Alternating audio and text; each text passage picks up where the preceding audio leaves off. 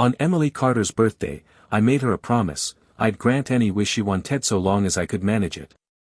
She looked annoyed, her tone laced with sarcasm as she said, "Then I hope you can get out of here, okay?" Laughter broke out around the private booth like a well-timed sitcom scene. The candles on the cake flickered under the air conditioner as the room filled with their mockery. "Isn't that too hard for him?" someone said, grinning. "Everyone knows James Walker is like duct tape. He's impossible to peel off. Even if the world ends, he won't leave Emily's side." I tried to play it cool, tried to laugh with them, tried to ignore the snide glances, but I felt like I was shrinking into the floor. Emily said nothing. She didn't laugh, but she didn't speak up either. She just sat there, quiet and unmoved. And in that silence, I realized the worst part wasn't what they said, it was that she didn't care enough to stop it. I tried to keep it light, smile stiffly, and said, "At least let me stay until your cake's cut, right?" Someone beside me laughed too loud, said, "Damn, he's really got no pride." Even Emily frowned slightly, annoyed. "James, are you done? Didn't you ask what my wish was? This is it. I want you to get out right now." The room fell completely silent. The candles still danced like nothing had happened. Wax dripped like tears into the icing. I stood there, not moving, head down, then slowly looked at her and nodded. "Then blow out your candles. Once you do, I'll leave." She probably thought I was joking. She actually leaned over and blew them out in one breath. She looked up, smug, like she just won something. "Is that okay now?" she asked, half laughing. I nodded. "Okay." And then I really got up. I grabbed my coat, pushed back my chair, and walked to the door. My hand was on the handle when I paused. I looked back at her, still sitting in the center like the queen of a joke I wasn't invited to laugh at. I wanted to say so much. I wanted to remind her she's allergic to seafood, that she shouldn't touch the cake. I wanted to tell her the forecast said it might rain and she didn't bring an umbrella. That if she gets sick again, she needs to go to the hospital and not just tough it out. But all I said was, "Don't stay angry too long. It's bad for your heart." And then I left. On the cab ride back, I opened my phone and saw a video posted by one of Emily's friends. They were all laughing, taking bets on how many days it would take me to crawl back. One said a week. One said 3 days. One said I'd be back by morning like nothing happened. Someone asked Emily if she thought I'd really leave. She shrugged, then laughed. He wouldn't dare. The video ended on everyone's laughter. I stared at the dark screen, and the cab driver glanced at me through the mirror. "Tough night?" he asked. "Fight with your girl?" I blinked and said, "No. Not a fight. And she's not my girl." I almost laughed after saying it. 10 years. I'd been beside Emily Carter for 10 years. But on the day I finally walked away, I was still nothing, no title, no label, not even a proper goodbye. Her friend said it best, I was like a piece of duct tape stuck to her shoe. In college, I made her breakfast every morning. She had stomach issues and allergies, so I memorized every ingredient she couldn't touch. When she had a fever, I stayed up at her bedside through the night. When she needed rides, errands, anything, she didn't even have to ask. People around her used to say I was her free butler, a glorified lapdog. And they weren't wrong. I gave, and gave, and gave, and she took, and took, and took. But I didn't mind. Because the truth is, it wasn't just love. It was guilt. Emily Carter lived with the heart of the girl I lost, Sarah Lee. The girl who died on her 18th birthday in a car accident meant for me. The girl who smiled at me with blood in her teeth and whispered, "It's okay." I stayed by Emily's side for 10 years, trying to keep that heart alive. Trying to hear Sarah's voice in every heartbeat. I moved out of our shared apartment in a single night. I barely had a box to pack. Everything else I told the cleaning guy to toss. "This stuff's brand new," he said, confused. "You sure?" Designer bags, watches, little trinkets. Most of it was stuff Emily shoved at me when she felt guilty. Like the time I waited in the cold with takeout because she was too lazy to come to the door. Or the time she gave my graduate school acceptance to her new boyfriend without telling me. Or today humiliating me in front of her friends. Her way of saying sorry. A watch, maybe a gaming console. Never an actual apology. But I never expected one. I just told the cleaner, take it if you want. I don't need it. Then I booked the earliest flight to Southport. I'd lived in Northvale for 10 years just for Emily. I forgot I even had a life elsewhere. Before I left, I hovered over her contact info thinking maybe I should block her. But I didn't. I knew she wouldn't text anyway. The whole world knew how much she hated me hanging around. I figured the least I could do was give her what she wanted, disappear. Right before takeoff, she updated her moments for the first time in ages. It was a photo of 2 clasped hands and a caption, starting today, I'll take care of her. My chest tightened. Just for a second. But then I exhaled and told myself it was fine. Maybe this was better. I'd been stuck chasing the shadow of someone who was already gone. We were 2 trees tangled too long. Maybe it was time to let go. 10 years of pretending a dream was real. Time to wake up. Life in Southport moved fast. Faster than I expected. Between catching up with family, jumping back into a job I'd delayed for years, and reconnecting with people I hadn't seen since high school, I didn't even have time to sit around and be sad. The ache that used to live in my chest all the time, the weight of Sarah Lee's memory, the helplessness around Emily Carter faded into background noise. It was like I'd been holding my breath for a decade, and now, finally, I could breathe again. I didn't tell anyone the real reason I came back. Not my dad. Not my friends. Definitely not Emily. I just said I was ready for a change. And people bought it, because they didn't know I used to live like a ghost in Northvale, orbiting a woman who only noticed me when she needed something or wanted to humiliate me. So when my phone lit up a week later with her name Emily Carter, I thought it had to be a mistake. We hadn't spoken since that night. Since I told her, don't be angry, it's bad for your heart, and walked out the door. I was at a small get-together with old classmates at a local bar when the call came through. Her name on my screen made my pulse jump. I stepped out immediately, pushing through the patio doors to find somewhere quiet. My fingers shook as I answered. I didn't even realize how much adrenaline had hit me until my voice cracked when I said, Emily. No response. I froze, mind racing with possibilities. Was she in trouble? Did something happen to her? Did she forget her medication? Was she sick? Was she alone? Was it raining? My brain started spinning out of control, imagining every worst-case scenario. For a split second, it was like I was back there with Sarah, holding her in my arms while she bled out, whispering, it's okay, even though it wasn't. My whole body locked up. My hands were numb. I clenched the phone so hard I thought it would crack.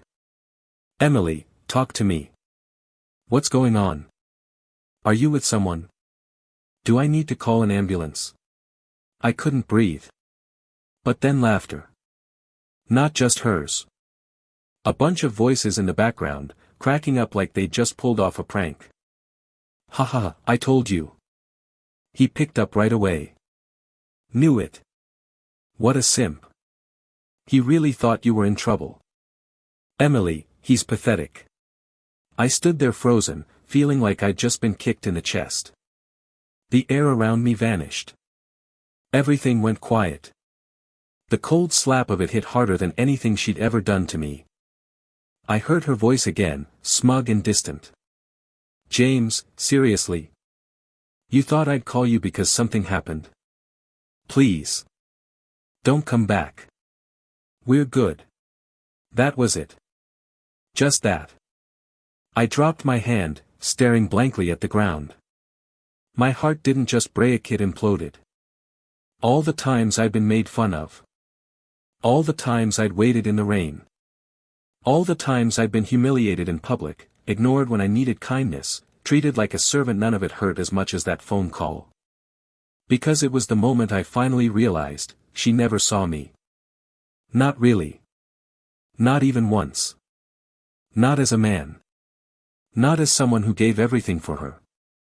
Not as someone who carried her secrets, her scars, and her transplanted heart like it was my own. For 10 years, I made excuses for her cruelty. Said she was young. Said she was guarded. Said she didn't know better. I told myself her mood swings weren't personal. That her silence meant she was hurting too. But that night when she mocked me for Karingi, couldn't lie to myself anymore. I hung up. And for the first time in a decade, I let myself cry. Not out of heartbreak. But out of grief. Because that was the moment I truly accepted that Sarah was gone. And the person wearing her heart was never going to be her. I don't remember how long I sat outside in that stairwell, hugging my knees like a teenager. I'd held it in for so long, convinced myself I didn't have the right to cry, convinced I had to be strong for both of us. But it turns out grief doesn't follow logic. It waits. It builds. And when it spills over, it floods everything. All I could think about was that day 10 years ago. Sarah's last day. Her laugh, her eyes, the smell of her hair in the wind, the way she kept saying, "It's okay," even as she died in my arms. She never blamed me. She forgave me before I could even ask.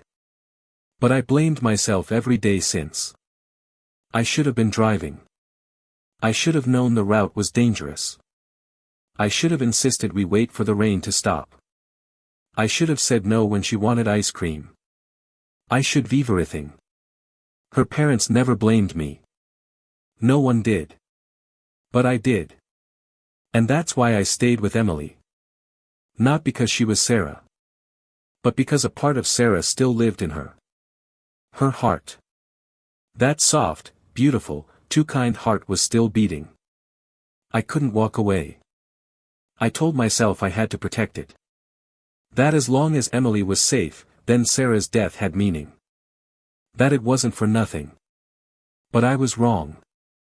That heart deserved more. And I deserved better. In the silence of Southport's night, I opened my phone and blocked Emily's number. Then her socials. Then deleted her name from my contacts. She didn't deserve to carry Sarah's heart. She didn't even know how to protect it. I realized then that I wasn't keeping Sarah alive. I was just dragging her death behind me like a chain. The next day, I packed away what was left of my Northvale past. The clothes, the photos, the things I couldn't bring myself to throw away before I finally let them go. I booked a therapy session for the first time. I started going for morning runs. I called an old friend, Nathan Blake, who used to be Sarah's debate partner. We talked for hours. About college. About dreams. About nothing at all. And for once, it felt okay. It wasn't joy. Not yet. But it was peace. Emily Carter hadn't reached out again. Not in texts. Not in calls. And surprisingly, I didn't care. Maybe she thought I'd show up at her door again. Maybe she expected me to send flowers, or write some long apology. But she got silence. And she deserved it. And for the first time in 10 years, I looked in the mirror and saw someone I didn't hate.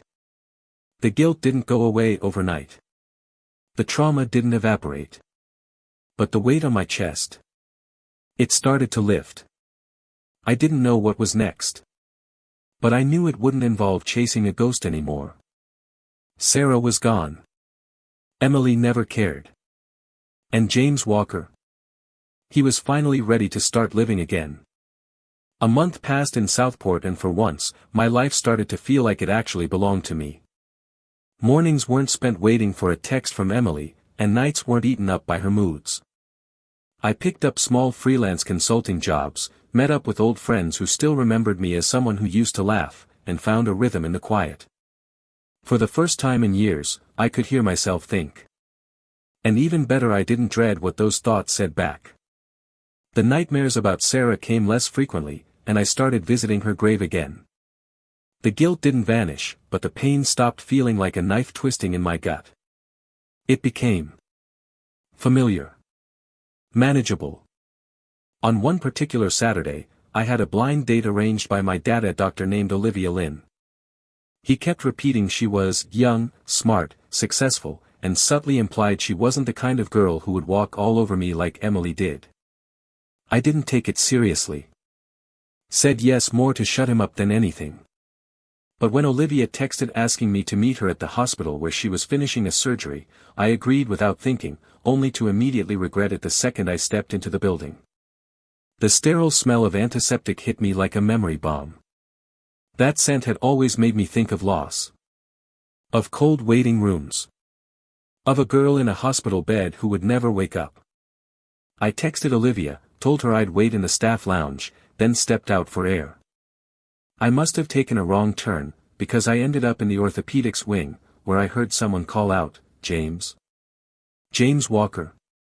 I looked up, confused. It was one of Emily's friends, Chloe Evans, I think. She rushed over, eyes wide. "Oh my God, you're here. I knew you'd come. Emily's inside. She broke her leg last week." My brain blanked. For a second, I didn't move. My first instinct was panic. Was she okay? Did she go alone?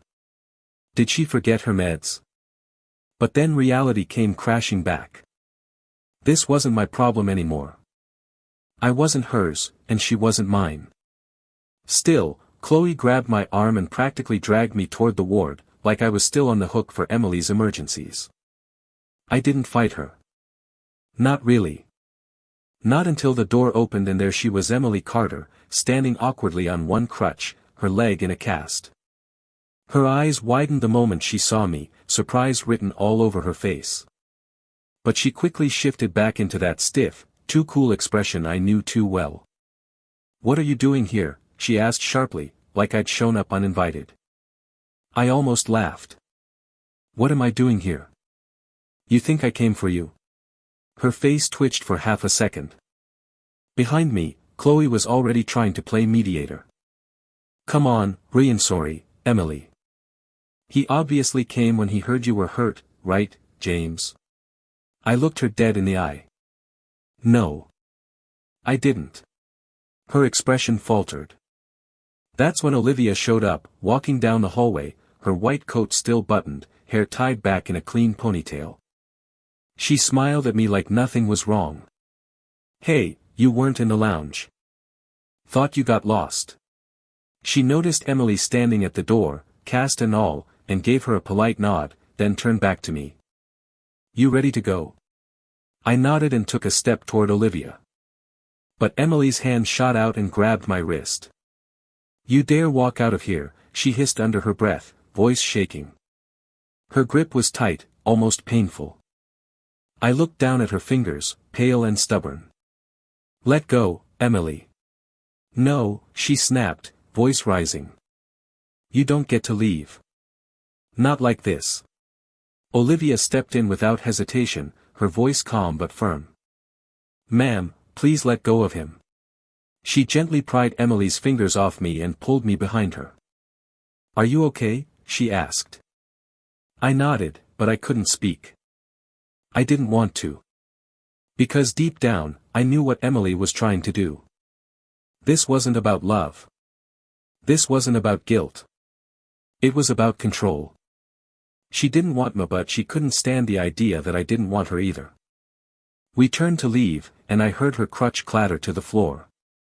She called my name as she fell, and people rushed over to help her, gasping as she hit the ground. I froze for half a second. The instinct to help, to run to her side, to be her shield, it surged up like muscle memory. But I didn't move. I walked away. That night, as Olivia and I sat in a quiet booth at a noodle shop near the hospital, she stirred her drink and asked suddenly, "Was that her? The one who got Sarah's heart?" My hand stopped mid-reach. I looked up, stunned. "How did you?" Olivia smiled faintly, not unkindly. James, I was there. 10 years ago. You don't remember me, do you? And then it clicked. Her face, younger, quieter, always next to Sarah in the school courtyard. You're Olivia Lynn. You were Sarah's roommate. And friend, she added. Still am. I stared at her, feeling something crack open inside me. I didn't know you became a doctor. I didn't know you stayed in Northvale for 10 years, she said softly. When I found out Sarah's heart went to someone there, I thought you'd be able to move on. Not trap yourself in a loop. I didn't know what to say. She kept going, voice gentle but firm. You thought staying close to Emily meant staying close to Sarah. But you were just torturing yourself, James. Sarah would never have wanted that. I lowered my gaze. I know. I didn't know how to let go. That heart, beating in someone else, I kept thinking if I kept it safe, I was doing right by her. You were, Olivia said. But that's not the same as living. And Sarah didn't die so you could stop living. I didn't respond. But something shifted in me. Something heavy. And for the first time, I wondered if maybe I could forgive myself, not all at once, but eventually. When she dropped me off at my apartment, she handed me a bouquet of lilies from her passenger seat. Here, she said. Don't overthink it. Call it a courtesy between friends. I took it, too stunned to protest. As I turned to head inside, my breath caught in my throat. Emily Carter was there. Leaning against the hood of her car with her crutch propped beside her, arms crossed, looking thinner than I remembered. Her hair was tied back lazily, and the expression on her face was something I couldn't read. Going on a date? She asked, eyes darting to the flowers. I didn't answer. I didn't owe her anything. Is anyone with you? I asked instead. Do you need help getting back? She stepped forward too fast and stumbled. Her crutch fell. I instinctively moved to catch her, but stopped short. We weren't connected anymore. Her leg, her allergies, her loneliness, they weren't mine to fix. So I walked past her, into the building, without turning around. James, she called out, voice breaking. I'm in pain. The door clicked shut behind me. And this time, I didn't look back. I thought that after that night, Emily would try to barge into my life again like she always did, throwing tantrums and guilt trips, but to my surprise, she didn't show up for days, even weeks. I kept waiting for her to text, to call, to block the building entrance in the rain like a scene from some drama she thought she was starring in, but she didn't. And somehow, that silence unsettled me more than all her previous chaos. It wasn't relief I felt, it was the eerie sense that something was being planned, and I had no idea what. I tried not to think about it. I threw myself into work, started joining Olivia on morning runs, even grabbed coffee with Nathan Blake twice a week like we used to in college before everything went dark. Southport began to feel like mine, a gamey streets, my pace, my oxygen. I'd started sleeping better. My therapist said I was showing measurable detachment, whatever the hell that meant. But then one morning, I opened the door to grab my usual Amazon package and nearly tripped over a bouquet of fresh white daisies. No card. No note. Just the kind of flowers Sarah used to love, and Emily would never touch unless she was trying to make a statement. The next day, it was breakfast me favorite, from a diner I mentioned once in a drunken rant years ago. On the third day, I caught her. She was standing across the street, leaning against the fence of the apartment complex, hiding behind her sunglasses like I couldn't recognize the shape of someone I spent 10 years memorizing. I didn't wave. I didn't yell. I just went back inside and shut the door. But she kept doing it, leaving things at my door, standing just far enough away to avoid confrontation, sending small offerings like a ghost trying to apologize. I kept ignoring it until she finally crossed a line I couldn't pretend not to notice. The firm I was consulting with brought in a new client, a media tech startup based in Southport that had just relocated from Northvale. I didn't think twice until I walked into the Monday morning briefing and saw her sitting at the end of the conference table, flipping through the proposal with her usual smug indifference. Emily Carter. In a power suit. As if we hadn't just spent the last few months pretending we didn't exist in each other's lives. My jaw clenched as I dropped into the chair opposite her. "What are you doing here?" I asked, voice low. She smiled. "I think the project has a lot of potential. Southport's a good market." "Don't insult my intelligence," I snapped. "You followed me here. You rented an apartment across from mine. You've been leaving shit at my door like a haunted Etsy shop. And now you're forcing a partnership?" "I'm not forcing anything," she said softly. "I just wanted to talk. And I figured you wouldn't answer if I called." "You figured right." I closed the folder in front of me and leaned in. "Emily, what do you want from me?" She didn't answer right away. For a moment, she just stared at the sleek table between us, like it held a script she couldn't read out loud. Then finally, she whispered, "You. I want you back." I laughed. It wasn't kind. "Why?" "Because you're bored. Because I'm the only one who stuck around long enough for you to get used to me? Or is it because for the first time, I walked away and didn't crawl back?" "I know I hurt you," she said quickly, voice cracking. "I know I messed up. But I didn't mean for it to be like that. That WeChat post you saw the day you left, that wasn't from me." My friend grabbed my phone. "I didn't think you'd actually go." "That's the problem, Emily," I said, tone flattening. "You never thought I'd leave. You treated me like trash because you knew I'd stay. And I did. For 10 goddamn years, I stayed. But you never once thought about why." Her eyes started to water. "Then why did you?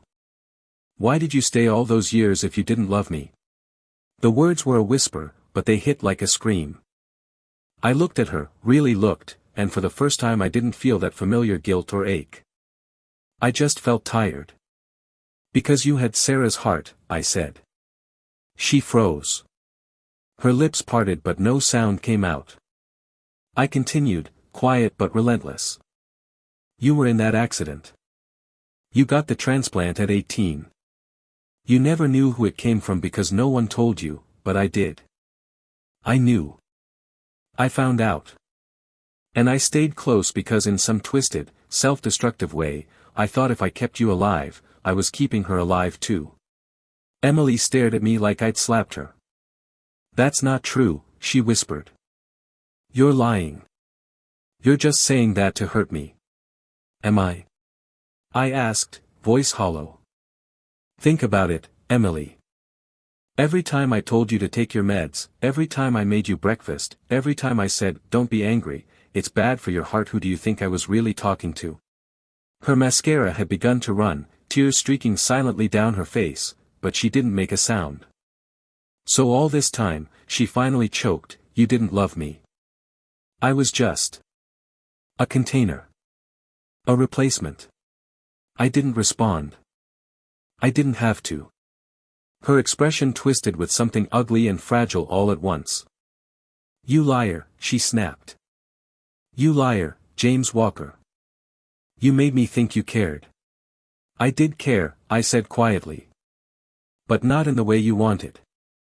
And you knew it. That's why it hurt so much every time I didn't come running. That's why you lashed out. You knew I wasn't really yours, not completely."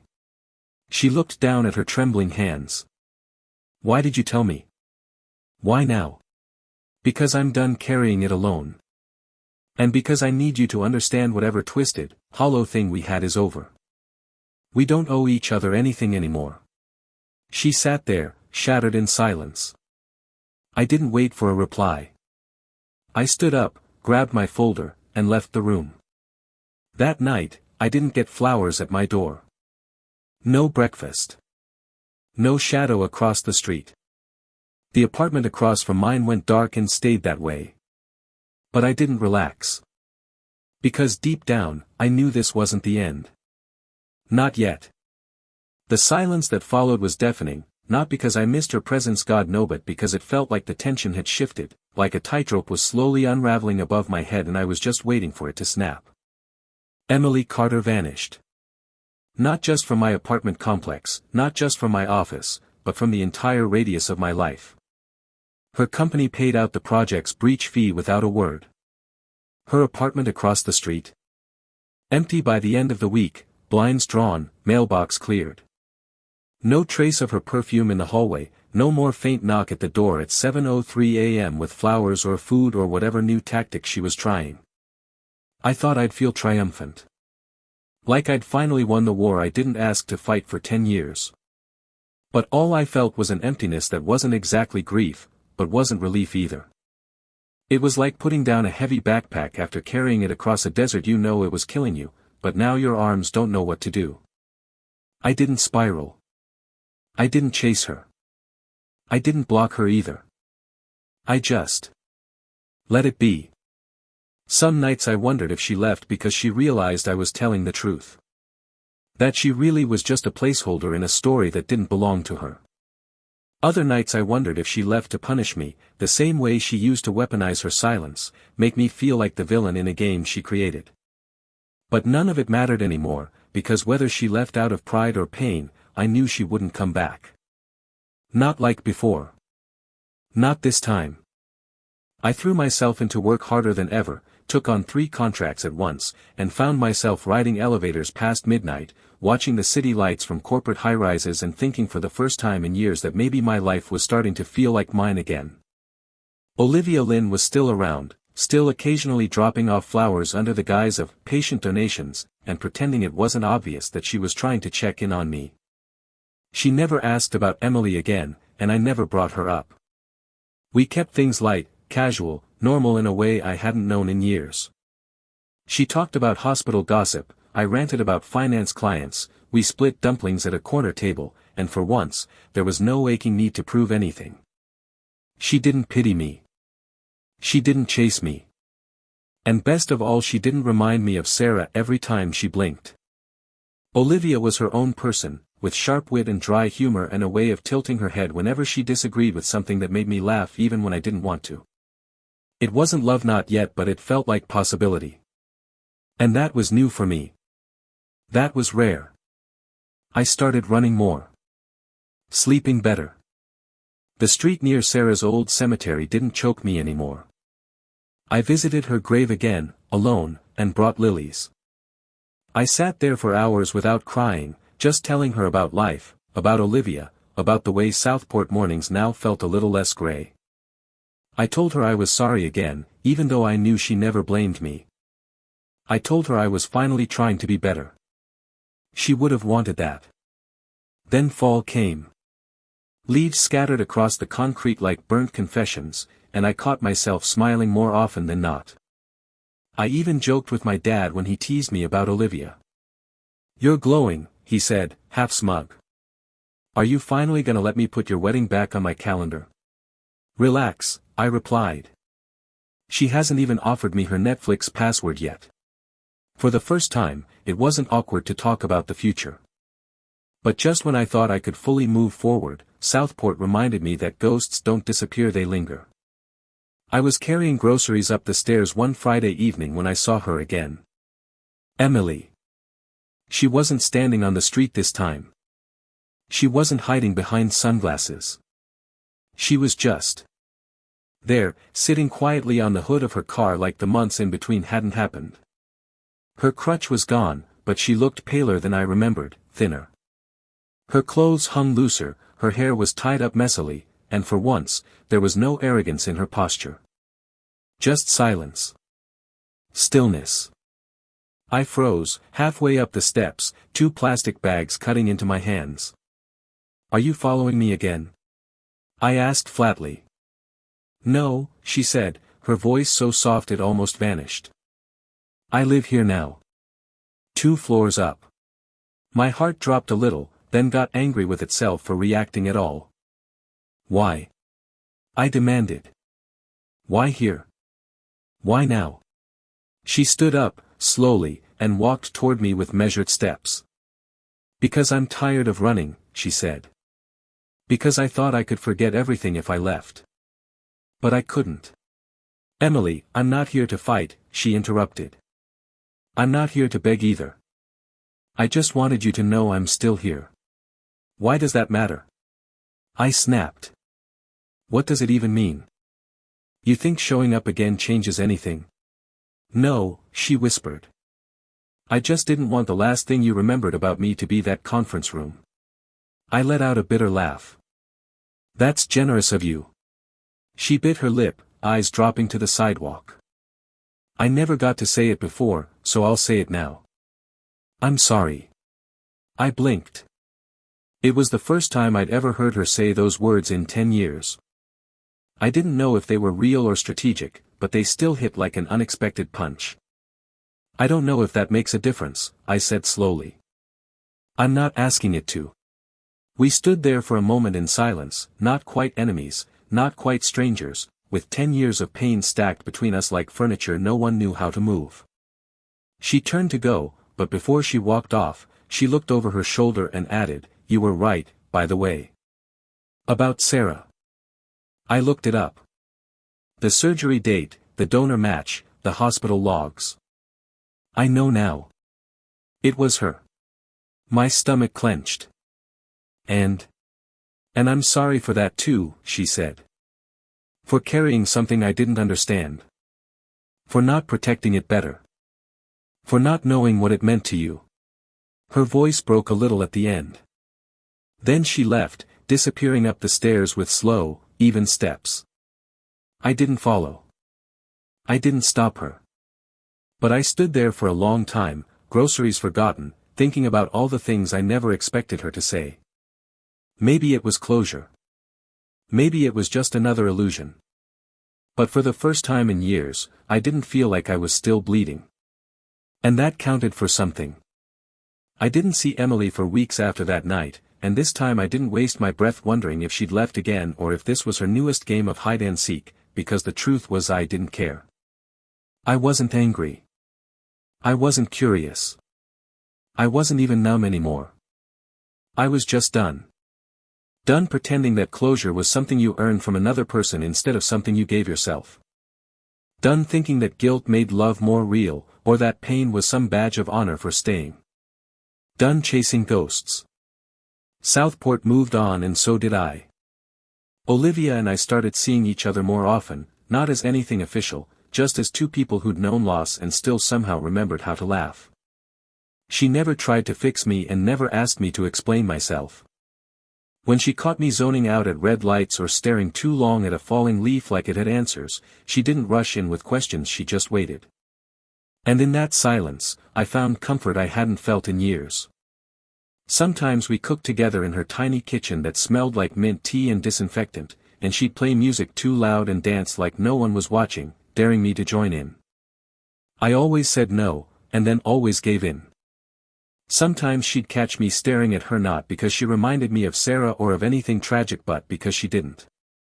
She was something new. Something clean. And one afternoon, while we were watching reruns of a cooking show and laughing at a guy who burned risotto twice in a row, I realized I hadn't thought about Emily all day. Not once. And that hit harder than any apology ever could. I went back to therapy and told my counselor that for the first time, I didn't feel like I was living a life someone else left behind. That I'd stopped trying to be a vessel for the dead. That I wasn't trying to make Sarah proud anymore, I just wanted to make myself proud. And somewhere between journal entries, long walks, and moments of terrifying honesty, I started liking who I was again. Not the guy who sacrificed everything for someone else's survival, but the guy who finally believed he deserved a life of his own. On the day I moved out of my apartment, the one across from where Emily used to live, I didn't feel sad or nostalgic. I felt ready. Olivia showed up to help, of course. She brought a bouquet of lilies again, laughing when I rolled my eyes and muttered something about patterns. "Don't read into it," she said, handing me the flowers. "It's just a thank you for not being insufferable lately." I grinned and tucked them under my arm as we waited for the moving truck to finish loading. We stood side by side on the curb, the wind cooler now, the sky washed in pale orange, and it finally felt like fall had arrived for real this time. "You okay?" she asked, nudging my elbow. "Yeah," I said without hesitation. "I'm okay." She nodded like she believed me. I reached into my jacket and handed her a small box. She blinked. "What's this?" "Something I should have thrown away a long time ago." Inside was the last gift Emily ever gave me, an expensive watch I never wore, not because I didn't like it, but because every time I looked at the time, it reminded me of how much I'd wasted waiting on someone who never looked back. Olivia didn't say anything. She just held it for a second, then gently placed it in the donation pile. And that was that. As we watched the last of my things drive off into the distance, she turned to me with that familiar smirk and said, "So, what now? Gonna go find yourself on a mountain retreat?" I chuckled. "Nah. I think I've found enough of myself for now. Maybe I'll just try being present." "Boring," she teased. "Safe," I corrected. "Quiet. Peaceful. Old man vibes," she replied, bumping my shoulder. "But I'll allow it." We stood there for another few seconds, then she pulled out her keys and said, "You want a ride to the new place?" I hesitated. Then shook my head. "No. I think I want to walk." She smiled like she already knew I'd say that. "Suit yourself. See you soon, Walker." "See you, document."